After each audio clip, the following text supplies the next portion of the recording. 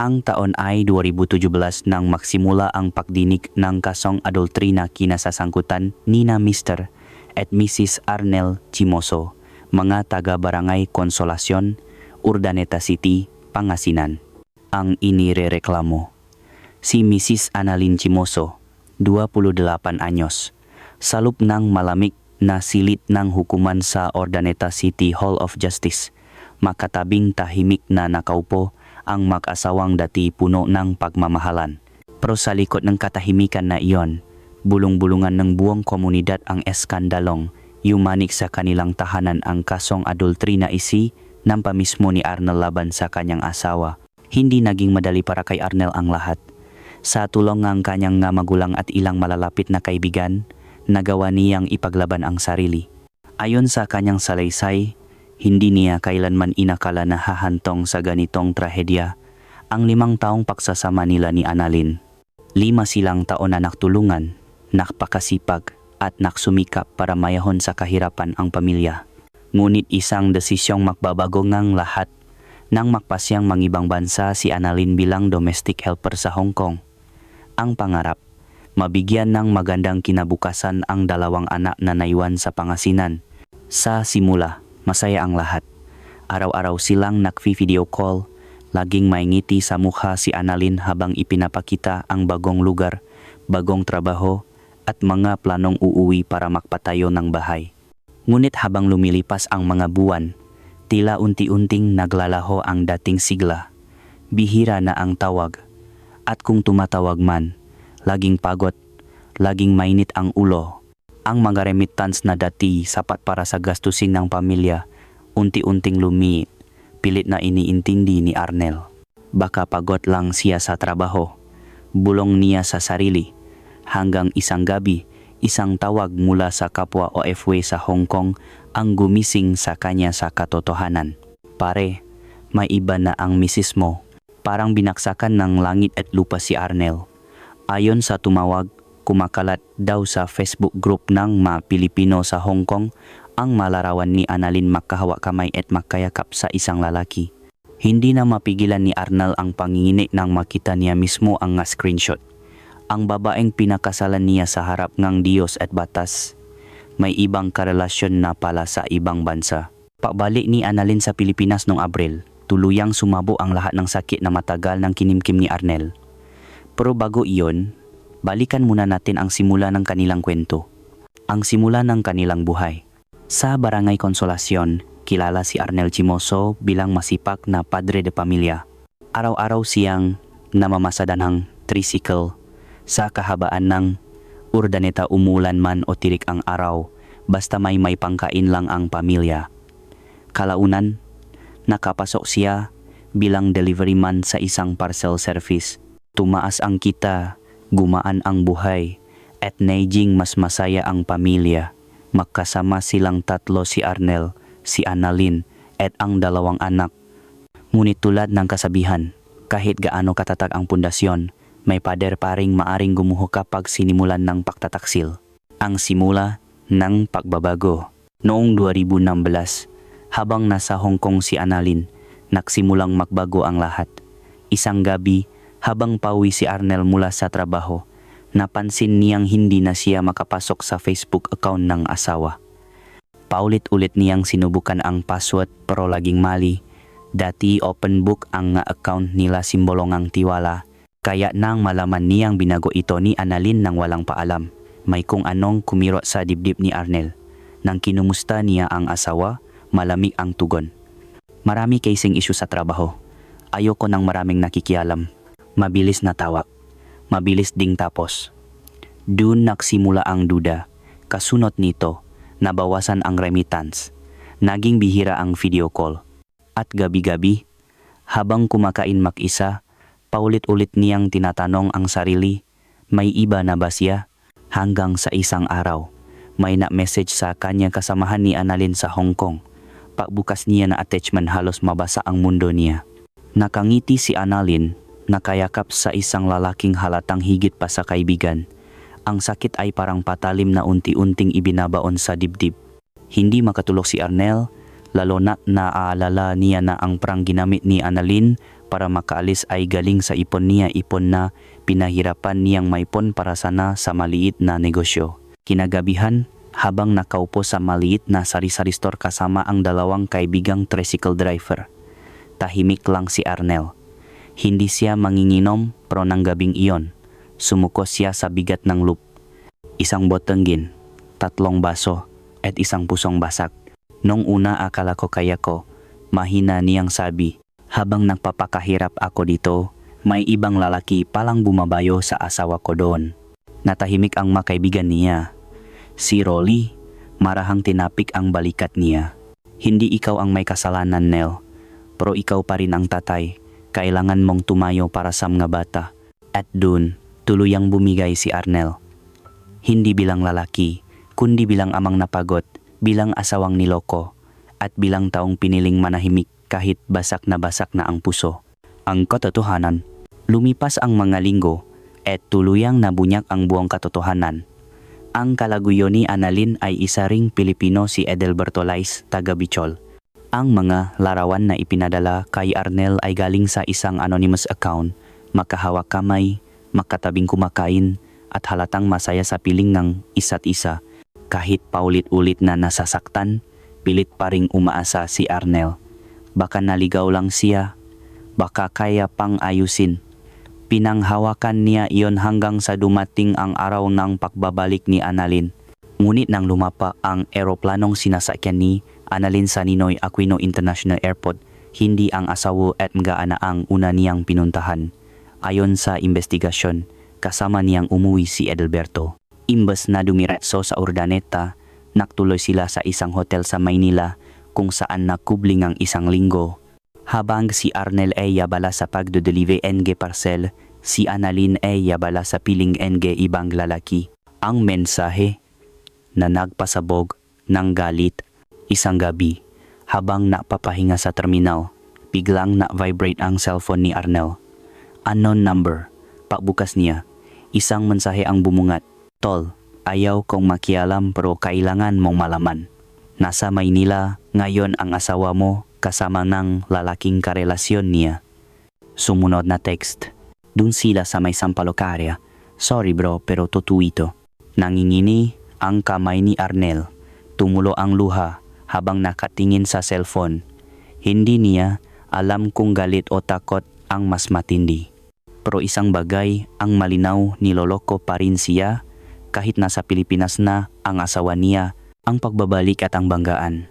Pakalipas ng isang linggo, bumalik si Annalyn sa Pangasinan pero hindi mag-isa, kasama pa rin niya si Edelberto. Ayon sa ulat, nagrenta sila ng maliit na apartment sa mismong bayan ng Urdaneta. Doon tuluyang sumabo ang lahat. Papasok pa lang ni Annalyn sa bahay, hinarap siya ni Arnel. Bakit mo kami iniwan? Anong kasalanan namin sa iyo? Kami ang pamilya mo. Ngunit imbas na pagsisisi, kayabangan ang isinagot ni Annalyn. Pagod na ako at kung mahihiwalay tayo, ako ang may karapatan sa mga bata. Parang tinamaan ng bala ang puso ni Arnel. Nakagulo sa bahay, naglabasan ang mga kamaanak, humantong sila sa barangay hall para sa mediation. Pero paano mo ayusin ang relasyon kung isa lang ang lumalaban?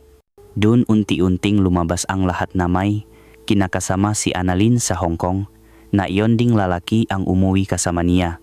At ngayoy ilang kilometro lang ang layo mula sa bahay nila. Halos hating gabi na natapos ang usapan. Wala pa ring ayos. Si Arnel tahimik na umuwi, hawak ang kamay nga anak. Si Annalyn abala sa cellphone. Tinitignan kung online ba ang kalaguyo niya. At sa katahimikan ng gabi, tanging higbi ni Arnel ang naririnig.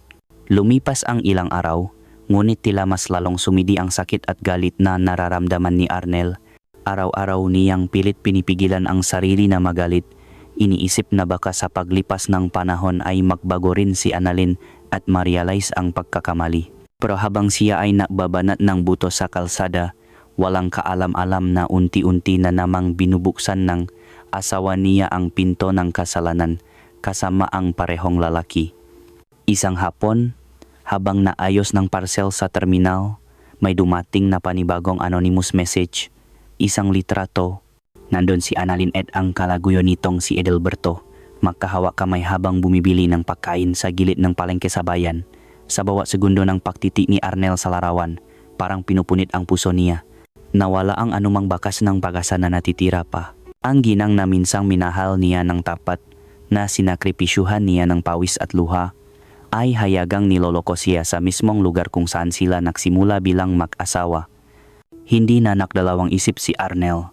Sa tindi ng galit at sakit, agad siyang sumakay sa tricycle. Tinawagan niya ang ilan sa mga kaibigan niyang tricycle driver, mataong matagal ng saksi sa hirap na pinagdaanan niya. Pare, tulungan niyo ko, hindi ko na kaya, ang tanging nasabi niya. Wala nang tanong, agad na sumunod ang maito. Ilang minuto lang, pumuo sila ng convoy na mabilis na tumakbo patungo sa tinutuluyang apartment ni Annalyn. Pagdating nila ron, tila nadilim ang paningin ni Arnel. Sa mismong harapan niya, nandun ang babaeng pinakasalan niya, yakap-yakap ang lalaking naging dahilan ng pagbagsak ng kanyang pamilya. Hindi na niya nakontrol ang sarili. Sa isang iglap, sumiklap ang galit. Isang malakas na suntok ang dumiretso sa panga ni Edelberto, sabay hagis nito sa samantong sahig. Mabilis na sumunod ang iba pa sigawan, tulakan, mga kamaong humahampas. Parang pinakawalan ng lahat ng naipong galit ni Arnel ang kanyang makaibigan. Anong ginawa mo sa pamilya ko? Paulit-ulit na sigaw ni Arnel habang hawak ni Annalyn ang kanyang braso, umiyak at pilit na humaharang. Pero huli na ang lahat. Hindi na siya makapagsalita, wala nang makikinig. Ilang sandali pa dumating ang makatanot at pulis. Duguan si Edelberto nang awatin sila. Si Annalyn naman nakaupo sa gilid ng pader, hagulgol ng hagulgol. Ang buong barangay kising at nakakagulo. Makaraan ang insidente, dinala sa himpilan ang lahat. Si Arnel tahimik lamang, hindi makapaniwala sa mga pangyayari. Ang sakit na matagal niyang kinimkim, tuluyan ng sumabog. Pero sa halip na makaramdam ng ginhawa, mas lalo siyang napuno ng panghihinayang. Ang pamilya na dati puno ng pag-ibig, ngayon ay wasak dahil sa pagtataksil. Ang simula ng kaso. Ilang linggo matapos ang insidente, sinimulan ang pagdinig ng kaso sa Urdaneta Hall of Justice. Isa-isang iniharap ni Arnel ang mga ebidensya, mga larawan mula sa Hong Kong na napapakita ng relasyon ni Annalyn at ni Edelberto. Nag-resipang motel sa Maynila. Testimonya ng isang anonymous witness na nakpadala ng mga litrato. Barangay record kung saan mismong inamin ni Annalyn na may kinakasama siya at medjing ang medical at psychological distress report ni Arnel na nakpapatunay ng labis na pinsalang emosyonal na dinanas niya. Habang isa-isang inilabas ng korte ang mga dokumento, kitang-kita sa mukha ni Annalyn ang pagsisisi pero huli na. Sa bawat piraso ng ebidensya, parang muling ibinabalik sa kanya ang bawat maling desisyon, bawat gabingang pagtataksil, bawat sandaling pinili niyang lumayo sa asawa't anak. Tahimik si Arnel sa bawat pagdinig. Walang luha, walang sigaw, pero sa likod ng katahimikan, ramdam ang lalim ng sugat sa kanyang puso. Alam niyang kahit anong hatol ang lumabas, wala nang makakabura sa mga nangyari. Wala nang makakapakbalik sa panahong tapat pa silang dalawa. Ang pagbasa ay hatol. Dumating ang araw nga hatol. Sa loob ng courtroom, lahat ay tahimik. Nakaupo si Arnel, hawa ang kamay ng panganay na anak. Sa kabilang panik, naroon si Annalyn, nakayuko, hindi makatingin sa kanya. Maging ang magulang ni Annalyn ay nakatayo sa gilid, tahimik na nadarasal. Tumayo ang hukom at binasa ang desisyon. Finding the accused guilty beyond reasonable doubt of the crime of adultery under Article 333 of the Revised Penal Code. Habang binabasa ang hatol, parang tumigil ang oras. Ang parusa, 2 taon at 4 na buwan hanggang 6 na taon na pagkakakulong para kay Annalyn at sa kalaguyo niyang si Edelberto. Bukod pa rito, inatasan silang magbayad ng damages kay Arnel at ang kustodiya ng anak ay ipinakalop sa ama. Walang nagawa si Annalyn kundi umiyak. Lumuhod siya sa harap ng hukom, humihingi ng awa, ngunit huli na. Ang kanyang mga magulang, halos lumapit kay Arnel, nakmamakaawa na patawarin na lang ang kanilang anak. Ngunit ni hindi man lang siya nilingon ni Arnel. Pinanindigan niya ang kanyang desisyon hindi dahil sa galit, kundi dahil kailangan niyang itama ang mali. Tahimik lang si Arnel nang lumabas ng korte. Hindi siya nakdiwang, hindi siya ngumiti. Dahil sa puso niya, walang nanalo. Ang tunay na talo ay ang nga anak nilang nawalang bigla ng buot masayang pamilya. Ang mga batang walang kamalay-malay, pero silang pinakaapektado sa lahat. Ang pagsubok ng isang ama. Pagkalipas ng ilang buwan, unti-unti ring bumalik si Arnel sa normal na buhay. Patuloy siyang nagtatrabaho bilang deliveryman, pero ngayon ay kasama na niya sa bahay ang mga anak. Araw-araw, siya ang nahahanda ng almusal, nag-ayos ng baon, at nagdadala sa paaralan. Sa tuwing titiknan niya ang nga bata, nakikita niya ang alaala ni Annalyn, pero pinipili niyang ngumiti. Dahil alam niyang kung bibitaw siya, tuluyan nang mawawasak ang natitirang parteng kanilang pamilya. May mga gabi pa rin na tahimik lang siyang nakatingin sa kisame. Sa isipan niya, paulit-ulit ang mga tanong. Saan ako nakulang? Bakit siya lumayo? Ngunit sa huli, lagi niyang sinasabi sa sarili, hindi ko ito hiningi, pero kung para sa mga anak ko, lalaban ako hanggang dulo. At iyon na nga ang sinabi niya sa korte, nang tanungin siya nga hukom kung may gusto pa siyang idagdag. Hindi ko pinili ang gulong ito, pero kung para sa mga anak ko, handa akong lumaban kahit kanino. Ang buhay pagkatapos ng bayo, lumipas ang panahon at unti-unting tinanggap ng buong barangay ang nangyari. Si Arnel muling nakikitang nakmamaneho ng tricycle, ngunit ngayon ay mas tahimik, mas matatak. Hindi na siya ang dating masayahing lalaki, pero may bagong dahilan siya para mabuhay ang kanyang nga anak. Sa kabila ng lahat, nanatiling malinis ang pangalan niya sa komunidad. Marami ang humahanga sa kanya dahil sa tibay at disiplina. Samantala, si Annalyn naman ay nanatiling nakakulong at ayon sa maulat, madalas itong umiyak sa loob ng pitan. Sinisisi ang sarili. Sinasabing hindi niya akalaing ganito kalaki ang magiging kabayaran ng kanyang pagkakamali. Pero gaya ng sabi ni Arnel sa mga huling salita niya sa korte ang katotohanan, gaano man kasakit, ay laging mananay sa huli. Ang aral sa likod na lahat. Ang kwento ni Arnel at Annalyn ay hindi lang tungkol sa pagtataksil. Isa itong salamin ng mga pamilyang sinubo ng distansa, kahirapan at tukso. Maraming mag-asawang Pilipino ang dumaraan sa ganitong yugto, isa ang naiwan, isa ang nangibang bansa. Sa una, punong pangarap. Pero kapag hindi pinangalagaan ang tiwala, mabilis itong nagigiba. Ang katapatan, kapanawala, hindi basta nabubuo muli. At ang pag-ibig, kapag nilason ng kasinungalingan. Kahit anong pilit mong ayusin, may bahit ng lamat.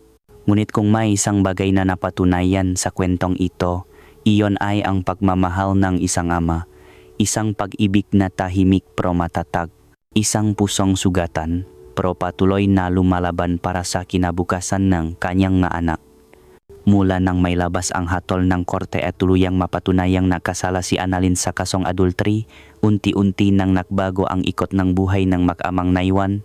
Pero bago natin tuluyang isara ang istorya, mahalagang balikan kung paano tuluyang napunta sa korte ang kasong ito at bakit naging matatag si Arnel hanggang sa dulo. Noong araw na isinampa na talaga ni Arnel ang kaso, hindi iyon basta padalos-dalos lang na desisyon. Ilang gabi niya munang pinaisipan iyon.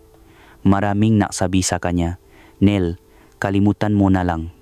Para sa mga bata, may iba namang naksabi, mag-asawa kayo, pag-usapan niyo na lang." Pero sa loob ng puso ni Arnel, malinaw ang isang bagay, may hangganan ang pagtitiis. Hindi dahil gusto niyang ikulong ang ina ng kanyang mag-aanak, kundi dahil kailangan niyang ipaglaban ang katotohanan at ipakita na hindi pwedeng maliitin ang pamilya na pinahirapan niyang buuin. Kaya nang nagsimula ang hearing sa Urdaneta Hall of Justice, handa siya. Hindi siya nagpunta ron na parang galit na galit at naghahanap lang ng ganti. Nagpunta siya ron bilang isang amang sugatan, pero nakatayo. Isa-isang ipinakitang kanyang abogado ang mga larawan mula Hong Kong, magkahawak kamay sa parke, makasabay kumain sa restoran, makasamang umuwi sa Pilipinas. at lalo na iyong maresibo ng motel sa Maynila na kumpleto ang petsa at oras. Iyon ang isa sa mga nakpatibay ng kasolaban kay Annalyn at sa kalaguyo nitong si Edelberto Lais. Bukod sa mga larawan at resibo, naging mabigat din ang barangay record. Nakalo doon ang naging pag-amin mismo ni Annalyn sa mediation na may kinakasama siyang lalaki at kasama niya itong umuwi sa Pilipinas. Sa batas, malaking bagay iyon kasi hindi lang sismis, hindi lang sabi-sabi, kundi mismong salita ngang akusado ang nasa record ng barangay. Kaya nang dumating na sa punto nga hatol, halos wala ng ibang direksyon ang kaso kundi guilty. Ang sandaling lumuha ang lahat. Nang marinig ni Annalyn ang salitang guilty, doon nang parang tuluyang bumigay ang lakas niya. Iyong babaeng dati nakataas ang kilay sa barangay, iyong hindi nakpapatalo kahit mali, iyong halos siya pa ang may ganang magalit kay Arnel, siya ngayon ang umiiyak, halos lumuhod, halos yakapin si Arnel para magmakaawa. Ayon sa nakasaksi, pati ang magulang ni Annalyn na taga Urdaneta rin ay lumapit kay Arnel, nagmamakaawa. Arnel, anak, patawarin mo na lang si Annalyn, may mga bata pa. Pero si Arnel, tumingin lang sa kanila sandali, saka umiwas, hindi dahil wala siyang puso, hindi dahil gusto niyang pahirapan ang asawa niya habang buhay, kundi dahil alam niyang kung babawiin niya ang kaso sa puntong iyon, parang sinabi na rin niyang pwede palang lokohin ang asawa, wasakin ang pamilya, mag-uwi ngang kalaguyo, at pagkatapos ay sorry lang ang katapat. Hindi iyon makatarungan para sa kanya. Higit sa lahat, hindi iyon makatarungan para sa mga anak nila. Doon din niya naramdaman na wala talagang panalo sa ganitong laban. Sabi nga niya matapos ang hatol, habang marahan lang na tumutulo ang luha, walang nanalo dito. Mga anak namin ang talo. At totoo iyon. Kahit siya pa ang nawagi sa kaso, kahit sa kanya napunta ang kastodi ng mga bata, kahit nasa kanya ang simpatya ng komunidad sa puso niya, talo pa rin siya. Sapagkat ang pangarap niya nun ay simpleng buhay lang. Isang asawang tapat, 2 anak na sabay, nilang palalakihin, maliit na bahay at unti-unting pag-angat. Pero sa isang maling desisyon ng asawa, lahat ng iyon naglaho. Bakit hindi siya umatras? Maraming nagtaka. Bakit ganun katigas si Arnel? Bakit hindi na lang niya pinatawad? Bakit kailangan pang umabot sa kulungan? Ang sagot diyan, malinaw sa kanya. Para sa mga anak, una, gusto niyang maipakita sa mga bata na ang pagtataksil ay may kapalit. Hindi pwedeng basta-basta manakit ngang tao at upo na lang na parang walang nangyari. Pangalawa, nais niyang protektahan ang sarili niyang karapatan bilang ama. Tandaan, sa eksenang nagarap sila sa bahay sa Konsolasyon, si Annalyn pa ang nang-agawng linya. Kung maghihiwalay tayo, ako ang may karapatan sa mga bata. Para kay Arnel, iyon na ang pinakamatulis na sibat. Kasi ibig sabihin, bukod sa pangangaliwa, gusto pa siyang tanggalan ng pagiging ama. Kaya nang nakaroon siya ng pagkakataon na isampa ang kaso, sinigurado niyang kasama sa magiging resulta ang pagbigay ng kustodiya sa kanya. At iyon nga ang nangyari, ipinagkaloob sa kanya ang mabata, pati ang support, pati ang damages. Isa pa, gusto niyang matapos na ang gulo, kasi habang malaya si Annalyn, habang nandiyan lang sa gilid-gilid ang lalaki niya, hindi siya mapapanatag. Baka isang araw, basta na lang kunin ang mga bata. Baka guluhin na naman siya, baka baliktarin ang kwento, baka siya pa ang palabasing masama, kaya sinabi niya, hindi ko ito sinimulan, pero tatapusin ko ito. Ang katahimikan pagkatapos ng ingay, paglabas nila en korte, magkahiwalay ng umuwi ang magkabilang kampo. Si Arnel, kasama ang maanak, tahimik. Hindi niya sila sinigawan, hindi niya pinagalitan ang mga bata tungkol sa nanay nila. Sa halip, kinausap niya ang maito sa paraang kayang intindihin ng bata. Hindi masamang tao ang nanay niyo, pero may mali siyang ginawa. At yung mali na yon, malaking mali. Pero kahit ano pa yon, nanay niyo pa rin siya. Dito makikita na kahit sobrang sakit nang nakuha niya kay Annalyn, hindi niya pinutol ang koneksyon ng nga anak sa ina nila. Hindi niya ginawa Yung karaniwang ginagawa ang ibang magulang na kinukondisyon ang bata na magalit sa isa. Mas pinili niyang maging matanda sa sitwasyon. Sa mga sumunod na buwan, tahimik na ang bahay nila. May lungkot pero may kapayapaan. Wala nang araw-araw na pag-away. Wala nang tensong parang sasabog. Wala nang pagtatago ng cellphone, pag-lock ng Facebook, o biglang pag-end ng tawag. Ang natira na lang ay isang ama na gumigising ng maaga, naghahanda ng kape, nag-ayos ng uniporma ng mga bata, at pumapasok sa trabaho na parabang walang nangyari. Pero sa loop, alam niyang marami ang gipaningin niya ni komunidad. Sa mga ganitong kaso, madalas ang babae ang naawa ang mga tao. Kawawa naman, makukulong. Kawawa naman, napahiya. Pero sa kaso ni na Arnel at Annalyn, mas maraming pumabor kay Arnel. Hindi dahil lalaki siya, kundi dahil malinaw ang ebidensya at sobra na talaga ang ginawa ni Annalyn. Isipin mo, siya na nga ang ginastusan para makapag-abroad. Siya na ang nakaroon ng kalaguyo sa ibang bansa. Siya pa ang umuwi kasama ang kalaguyo. Siya pa ang nagrenta ng apartment malapit sa pamilya nila. Siya pa ang napilit na kunin ang mga bata na parang siya pa ang biktima. Kaya sa matangang karamihan, hindi si Arnel ang malupit. Siya ang tama. Ang ginawa niya, hindi paghihiganti paktatama. Ang huling pahayag ni Arnel. Sa huling bahagi ng pagdinig, tinanong siya ng korte kung mayroon pa siyang nais sabihin. Hindi siya nakdrama. Hindi rin siya nagalit. Simple lang ang sinabi niya, pero mabigat. Hindi ko hiningi ang gulong ito. Pero kung para sa mga anak ko, handa akong lumaban kahit kanino. Iyon na ang naging marka ng kasong ito. Isang pamilyang sinira ng tukso, pero ipinaglaban ng isang ama. Isang pag-ibig na kinain ng kasinungalingan, pero binalik sa linya ng katotohanan sa pamamagitan ng batas. At isang babaeng naniwalang kaya niyang pagtakpan ang lahat, pero sa huli katotohanan pa rin ang nagtagumpay. Ano ang matututunan dito? Ang distansya hindi masama, pero kung walang tiwala, nagiging pintuan ng tukso. Ang pagtataksil, may legal na kabayaran. Hindi lang ito, away mag-asawa. Sa Pilipinas, krimen ang adultery. Ang pagiging magulang, hindi lang tungkol sa pera.